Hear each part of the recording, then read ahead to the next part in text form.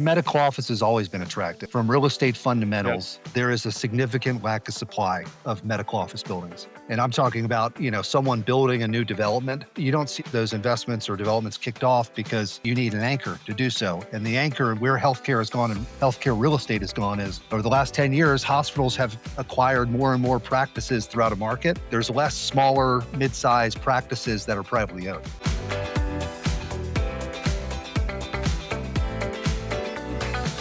Mr. Murphy, There he welcome is. to the show, buddy. Thanks, buddy. Happy to be here. I'm glad you could make it. A lot of people don't know that you and I went to college together, that you and I were in the same fraternity. So, currently you own Highgate Partners with your buddy Bo. You guys started, I believe, in 2017. But before that, you were at CBRE and right out of school. How did you go from CBRE to owning your own company? How did it all launch and start? Yeah. So I think, going back to college, I, like a lot of kids, had no Yep. idea what I was going to do. I think someone in our fraternity was like, get a finance major. That sounded good. I had some idea that I wanted to do something in business, but had no set direction. And roll around a senior year, it's like, I have no job opportunities, I have no internships, kind of hitting the panic button. And it was like, well, okay, these companies are coming on campus to interview kids. So one of them being CBRE, I had no idea what they did when I went to the interview, but it was a commercial real estate company, the largest in the world. They asked, had an office in downtown DC. The job was an analyst position. So I went in. They said, come back to DC, take a finance test, which I guess no one's supposed to pass. So just make you sweat in the conference room for a couple hours. But I got the job. Started in commercial real estate. What I was doing was I was analyzing. Brokers would be hired to sell buildings and I would underwrite the deals for them, read leases, et cetera. We would build our Excel models for people that are representing big law firms just to determine occupancy cost analysis. But if you're going into commercial real estate, and I tell this to younger people, understanding the numbers of commercial real estate, that's where decisions are made, the economics. So it was kind of a blessing in disguise because it was the best foundation for me in obviously what I do now, but where it led me in my career. I love it. I love it. And I mean, I remember because soon after college, I went up to San Diego, which by the way, I got a job at PricewaterhouseCoopers. I'm not really sure, I remember. but it was the most boring job of all time. Marketing for the tax division. I Yeah. was supposed to make tax sound good.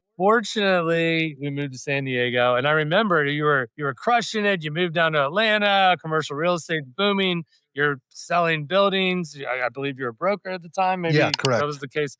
And then, market kind of crashes a bit. Tell us about the tough times of that and how you fought through that. Yeah, as most people know, real estate, commercial real estate's very cyclical. The '08 correction had a lot of ripple effects that impacted real estate. Typically, macro, typically in any correction or recession, companies pull back from hiring, they retract their space needs. So vacancy in buildings goes up and capital who's buying buildings pulls back as well. It's harder to raise dollars. So therefore your buyer pool is diluted, valuations drop. And in this instance, office in Atlanta specifically, because there's no geographic or borders or mountains or water, et cetera, it's a city that sprawls. So therefore, in boom times, the city continues to grow and people continue to build buildings. In this instance, it was a lot of product that was built in the late 90s, the tech boom that was developed. Yep. So you saw vacancies climb up significantly and effectively office buildings became a commodity. Another thing you see is you'll Mhm. see C-class tenants, meaning older 25, 30, 40-year-old buildings, those C-class tenants being able to afford B-class buildings because rents compress. And then B tenants jumping to A. So I was selling B quality buildings, a little bit of C. And so huge vacancy, no buyers interested. Lenders got, obviously the lending market was heavily impacted. Lenders pulled back. So in essence, it became a product type of business line that ceased to exist for a period of time. I was wondering about those buildings that were back then made in the 90s. Like, what's going on with them today? I mean, because like we see the C still being dead. Is Yeah. that do they tear those down eventually? What do they do with those? Well, that's a good question. It's funny. A lot of them have either been torn down for redevelopment. I mean, Atlanta is, for demographically speaking, it's a Mhm. town that's continuing to grow. A lot of people moving here, so the intrinsic land value continues to go up. And areas that were suburban 20 years ago are now suddenly viewed as infill markets. So You see a lot of redevelopment, Yep. repositioning of the asset. And you're even seeing it now as interest rates went up. It's been a huge impact in the last 24, 36 months in this market. You've seen office building owners that have owned buildings in the pandemic that might have a physical occupancy leases signed to 90% lease, but in fact, the built people that are using it is like 50%. So those people with loans coming due, by the way, and your rate going from 3.5 to 7%. It's a huge impact. So you're seeing people Yeah. reposition those buildings more so than ever right now, whether that's taking an office building that might be C class, like you said, that has a smaller footprint, floor plates, based on the way they were designed at the time, converting it to residential, converting it to assisted living, or in a lot of instances, just demoing it for the dirt and building new developments. Makes sense. Yeah, no, Yeah, we're seeing it here too. I mean, I remember when the market was really good, there was so much like BC class office space out in like Loudon, a little bit farther yeah, away. I mean, just tons of unused stuff. And this is when the rates were at 3%. So I'd love absolutely. to know what are they going to do with that? I mean, I assume they have to repurpose it, but Well, that's the funny thing, and this is probably off topic, but banks don't want the real estate back. The last recession in commercial real estate, '08, banks were taking stuff back, selling it for pennies on the dollar. Banks don't want it back now, so they've gone through that experience. They don't want to take it back on their books. They'll typically kick the can down the road if there's a defined strategy to monetize that real estate. And in that instance, the strategy is you're waiting for a user, meaning a tenant who could come in and occupy 2 floors or 40 to 50% of the building and in mhm, hopes to lease up the balance, will buy it. Outside of that, I mean, it's there's so much blood in the water. You've got bottom feeders that are coming in and throwing offers that, from what values were in, let's say 21 or 20 cents on the dollar. So it's tough in office right now. But to yeah, your original question, after we got on this tangent, was how did I yep, make the switch to healthcare?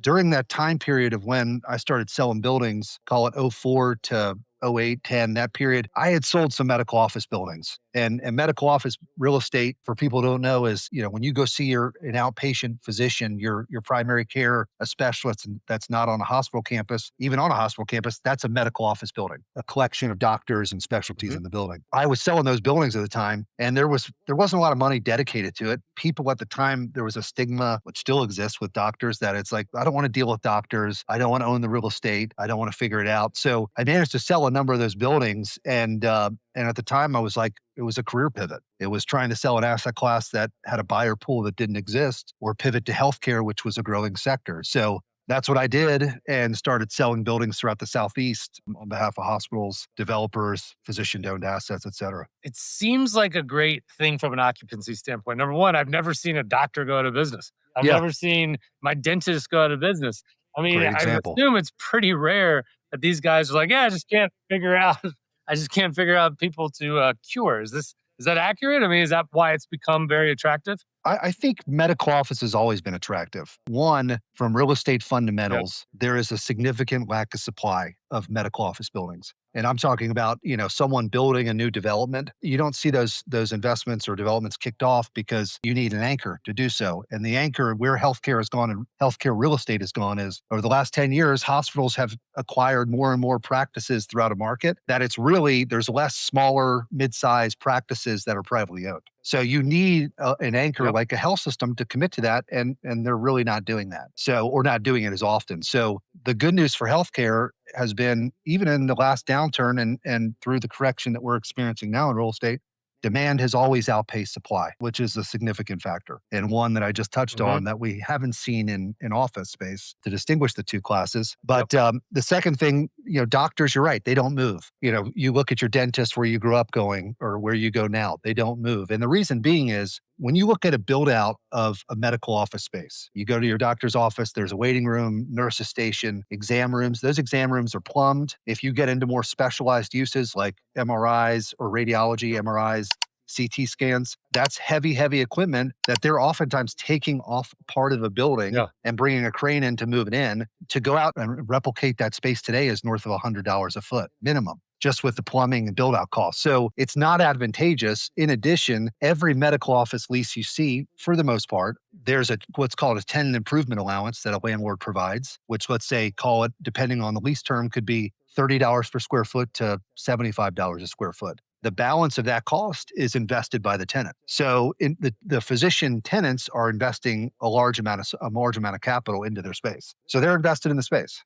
You'd mentioned back in the day you were selling B and C class. Are you still in the healthcare sector? Are you focused on B and C? Or are you A, B, and C, or what does that look like? Yes, I think that's a good transition to where I am now. So backing up was selling third-party medical office buildings around the Southeast. One of my best friends, Bo Terrell, who you know, Bo and I were buddies at a company, Carter, and we would have beers and say, and Bo has been a broker just like me for 20 plus years. We said, there's an opportunity that we see in selling these buildings, and that is, we would sell buildings from time to time that were brand new construction, multi-story, super clean deals, health system credit, which is what every investor looks for, long-term leases, and you would Mhm. really put your offering in amount to the market and say, we're collecting bids. People are going to submit their offers on X date, and you'd get 15 to 20 offers. You didn't have to go exercise and go out and find them, create the market, if you will, for that product type. Conversely, in the B product, and by the way, in the A product,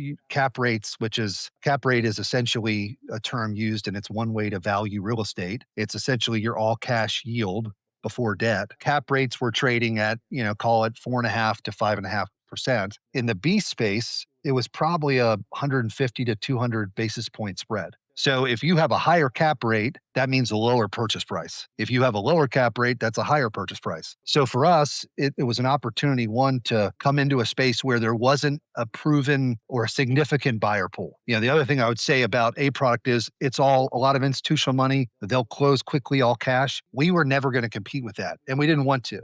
We came in 17 and, to date, we've bought probably 80, 85 assets around the country, primary focus in the Southeast, but we ended up doing it, which was a hard jumping off point. We did a 4 building portfolio acquisition from a publicly traded REIT. They were legacy assets in Atlanta. And for us, it was an opportunity to buy it at a really good basis. To this institution, these buildings are, they're blips on a radar. They don't even recognize them. But for us, it was a $20 million takedown where we saw value that we can implement our investment strategy and turn a profit on the deal. So to kind of highlight what Highgate Partners does is we're looking for what we deem as Yep. sub-institutional healthcare real estate. Buildings that are close proximity to hospital campus. Oftentimes they're physician owned or owned by a private owner. The private owner or the physician owner doesn't want to deal with the capital needs, meaning the roof's leaking, the HVAC units are old, parking lots beat up, you can't see the Mhm. striping on there. For us, that's opportunity. So we look for the Yep. sub-institutional product. And because we've been brokers, we've generated a lot of relationships around the Southeast where people know us. We can pick up the phone. They'll bring deals to us. We're still out looking for deals every day, but we're able to get instant traction in the market. So from 17 to today, we bought 80 assets, probably deployed $600 million of cash to acquire those assets. And, we syndicate with outside investors every deal. For us, it's been a good business model. Certainly comes with headaches, but that's kind of where our path has taken us. So when you're going out, you're putting those deals together, you're using some other investors. Who's managing, the fixing up and the improvements of all these? How big is the team? Yeah, so I would say when we find a deal, we always go in and say, well, when we go on the ground and walk a property when we're under contract to purchase it, we'll always meet with the best leasing broker in the market and the best property manager in the market. And for us, it's how do we rebrand the asset to the tenants, the physician practices, but also the brokers representing them. It's letting the market know we're capitalized, meaning we can come in and make the repairs needed that need to be made for our existing tenant base, but also for any vacant space. Hey, you bring us a good tenant, we're going to give you a market tenant improvement allowance to upgrade the space so you can move in and function in a nice quality office building, medical office building. We have more of our company is we have analysts, we have asset managers, but primarily we're a lean company. I mean, Bo and I are involved in almost every aspect of the deal, which is good for us because at the end of the day, we're out raising the money. So we want to be able to educate our investors Yep. through a deal cycle and be able to respond appropriately to what's going on. I'll tell you one of my pet peeves. So I care about I care about that look and feel of the office. There's still different doctors I go to, and I don't want to go to them anymore because like the offices are so bad. Like you don't even have like the railings. I mean, it's just like everything's falling apart. I mean, it seems like there's a lot of that out there. And it's like some of this stuff wouldn't be that expensive to fix up. If you're running, like I have this like dentist and who has the nicest place of all time. And like you want to go there. It's great and Yes. it looks nice. I feel like there's an ROI to that really nice experience versus you go to these doctors like, God, this is just disgusting. It's carpet from like the 80s. You see that a lot out there still? Absolutely. I mean, a lot of buildings we buy, you would be frightened going into spaces. But for us, that's an opportunity to say, at a minimum, let's rip out the carpet, put luxury vinyl plank down, the faux wood flooring, which is common in doctors' offices. Let's go ahead and upgrade your lighting to LED. Let's put a new paint on. And in return, commit to the space, sign a renewal, early renewal. And we've been successful with that. And that's I think, one value point to our business, the way we run our business is we align interests with tenants. We're not looking for a home run deal. We want to be able to align interests. So a win-win, build rapport, have a long-standing relationship for the duration of our deal cycle. But you're right. I mean, when it comes to healthcare, to your example, you mentally think you're getting a higher quality of care when you go to that doctor, or you think there's a higher level of competency when you go into Absolutely. space that is upgraded. And I think that translates to the practice's success. Absolutely. 100% agree with you on that. So you put 600 million ish plus to work, you're raising money from others. How do you go about putting a deal together? What does that look like for those that know nothing about your industry and people that do also? One, when we put a building under contract, we're doing due diligence. We're hiring third party inspectors, just like a house. We're getting a survey done. We're running title. We're meeting with the tenants, everything, reviewing financials. So we have our team doing everything in the background. We are outsourcing a lot of the inspection work. And then for us, we're not going to buy a building, Bo and I, unless we, one, see eye to eye on our investment strategy and see that there's an opportunity to make money. And I think for investors out there today, is for deals that are being put together, it's important to have two things. One, you want to be able to pay your investor what's called a preferred return, and that could be anywhere from 6 to 8%. So for our investors, when we started this, which was one thing that we distinguished ourselves by, we pay preferred return monthly. So each investor is getting quote unquote mailbox money, and then our duration of Hmm. hold period. I mean, we've had deals that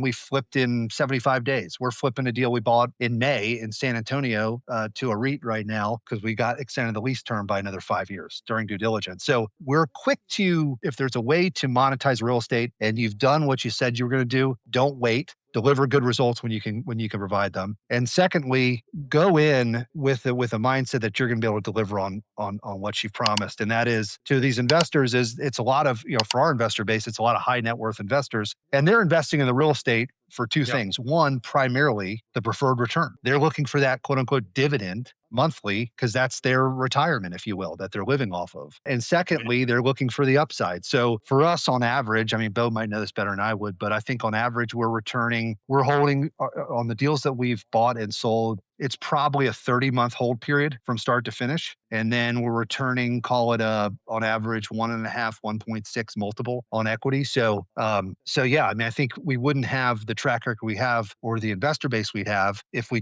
weren't able to perform. But that's very important for us. That we come in, that we can provide that monthly cash flow and produce results on the back end in a duration of time that's not 10, 15 years. Cycling cash is important. With the assets we buy, we're not buying the Class A buildings, so we're not looking to hold them forever and continue to invest dollars into the building. Right. And so, they're getting the preferred return, they're getting some type of equity along with it. And I mean, 1.6 in 3 years, so you're saying like 160% of the Yeah, investment that's right. versus, you go to stock market and takes 7 years to double your money. I mean, Right. that's quite impressive. We'll see how, Nice. we've had some headwinds, but we'll see how things go. Well, talking about headwinds, I mean, where are you seeing the market? Like, what does the market look like in your space specifically, today? What is it, what are we looking at? Commercial real estate has had quite a bit of headwinds for the last 24, 36 months. As most people know, everyone knows, interest rates went from all-time low to now, 6 to 7%. And what's happened is, for us as owners, for a lot of owners, are when you bought the building and procured 3.5 to 4% interest rates, you had a set term period with that. And in commercial real estate, it's not like a home where it's a 30-year self-amortizing loan. It's traditionally 3 to 5 years of term. Sometimes you can go with different lenders, like CMBS lenders, that you'll do 10 years, but you can't sell prior to that. So when you have 3 and 5 year money, you need to perform. And if you get stuck, like we have in some instances, and a lot of owners that own real estate today, it's a challenge to navigate, because when you go to refinance, your cost of capital is doubling. And for a lender to provide dollars, there's a lot of checks and balances. And I think what a lot of people are dealing with is the refinance opportunities aren't there. For us, because we're buying deals, a couple parameters for us is, one, we like to buy the low cost provider. We're not buying the building that's renting a top dollar. We're buying the low cost provider with some runway to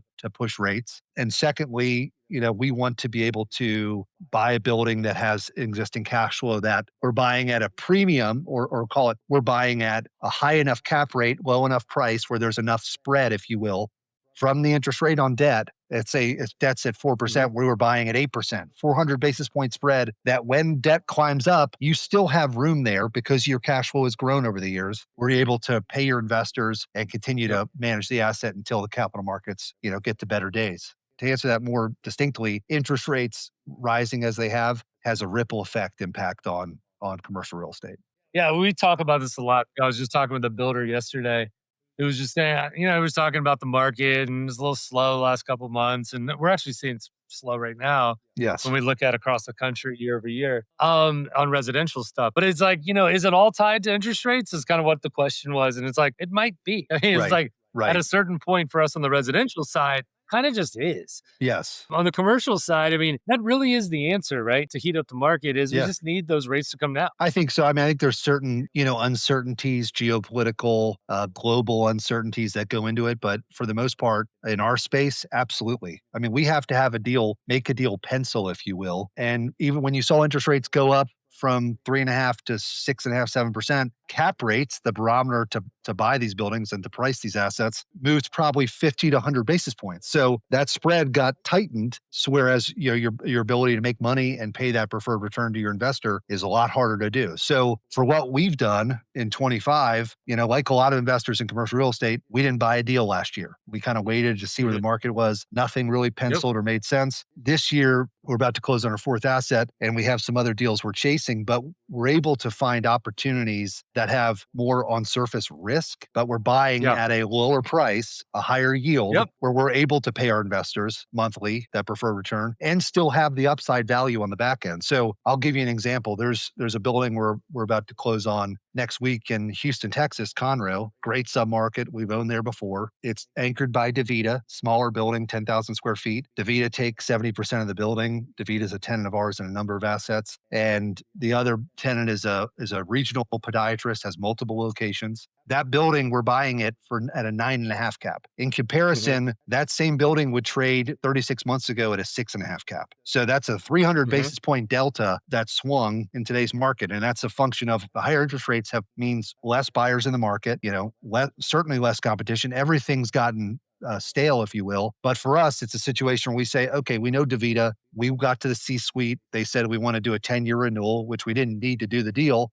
But that's something when we go buy a building, we want to, as I mentioned, we want to find rapport and find win win scenarios to create long standing value for the real estate. So on that 3.5 point spread, on that 3.5 point spread, what does that purchase price change? Because of that big change, like what did it have been a few years ago versus what did you get it for? That's probably 700 to $1 million, 700,000 to Yeah. $1 million.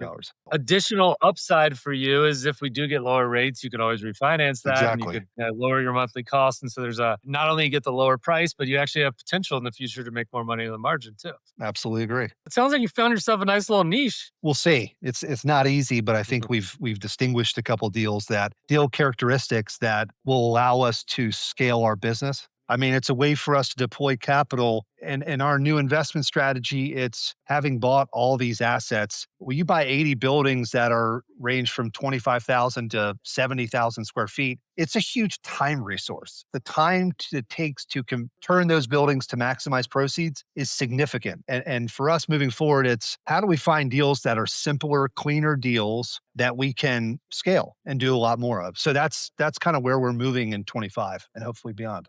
Awesome. And so on top of buying your own buildings and, flipping them and fixing them up and holding them, you guys are also brokers. And how Yeah. much of your business is buying and selling buildings for others? Bo and I will do a handful of deals on behalf of some clients that have been clients for a long time. But our primary focus is out, procuring our next deal. And of course, making sure our existing deals are running appropriately. I mean, 80 deals across the country. I mean, that's a lot of work. It's a lot of time. I mean, it's a lot of time. I think, timing is everything in this business. And, we've had fortunately just a couple deals that have not performed that way we hoped or underwrote our strategy to. For us, I think anybody has to adapt their business at all times, really, but certainly at inflection points like this. And that's what we're doing. I mean, we're adapting and we're moving into a path forward that allows us to do more with the same time that we have. So Love it, man. So as you look at the future, you have your niche, you're sticking in it. Are you looking at any other types of opportunities, or is it like you figured out what you're doing? And this is the focus the next 5 to 10 years? I think there's, we've invested with in apartment ground of developments. We've invested in different businesses. So I would say there might be, where we're sidecarding. We're not a general partner, if you will. We're not operating the deal. But for our bread and butter business, I think healthcare has a long runway. I don't know if you know this. They're calling it a gray tsunami, meaning the baby boomers aging as fast as they are. I forget the numbers, but it's a significant amount over the next 5 years that are going to be over 70 years old or over 65 years old. So the need for healthcare is significant. We kind of held our breath through the pandemic saying, gosh, there's a lot of changes in real estate needs through this work from home model, and how would this impact healthcare. But we've seen a little bit of telehealth and primary care, but for the most part, the space needs haven't changed. So we think we have a long runway in healthcare, and that's the niche we're sticking with. No, it makes sense. We have a client that does a lot of senior housing, and like from a high level, what we're discussing is people are going to live longer, just because of technology and better health. But Yeah. you're going to need more doctors, need more senior housing. Yep. I mean, that's going to keep that business actually improved too. So it kind of is a Absolutely. similar kind of theory on where you're going there too. I think the one difference, we bought in 15 or 16 states, Midwest, Southwest, primarily Southeast. But I think moving forward, we're looking at states, we're really driven by demographics to that point. You've got people retiring, moving down south, North Carolina, Georgia, Texas, maybe some out west. But we're really, our core focus moving forward is we're going to be in states that have strong demographic growth. Awesome. Well, highgatepartners.com.net. What is it? What's the website Dot they want net, to? dot net, buddy. Cool, man. Well, look, I think this is a great example of a niche and how you found your thing, and you guys are doing an amazing job with what you're doing. I like what you were saying that on some of these Class A's, you're not going to compete against these massive institutional partners, and you found your own thing, and you've done a great job with it. Well, I appreciate that. It's a great story, bud. Thank you, man. I appreciate the opportunity to come on here and talk about it, man.